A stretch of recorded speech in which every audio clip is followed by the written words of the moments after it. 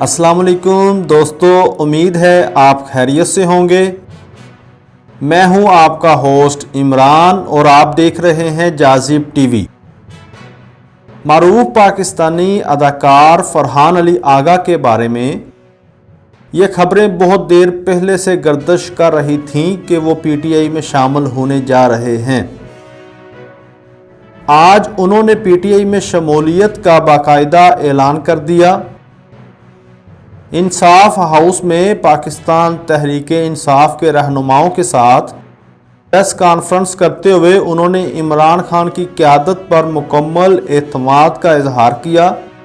उनका कहना था कि पाकिस्तान एक मुश्किल दौर से गुज़र रहा है। इमरान खान पाकिस्तान को मुश्किलात से निकालने की अहलियत रखते हैं।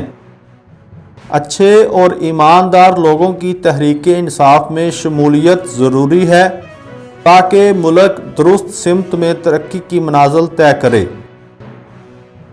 फरहान अली आगा का मज़ीद कहना था कि वतन से मोहब्बत मुझे विरसे में मिली है।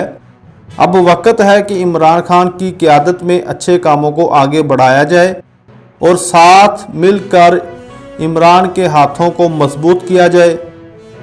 दोस्तों, वीडियो पसंद आए तो लाइक ज़रूर करें और चैनल को सब्सक्राइब भी करें। अल्लाह हाफिज़।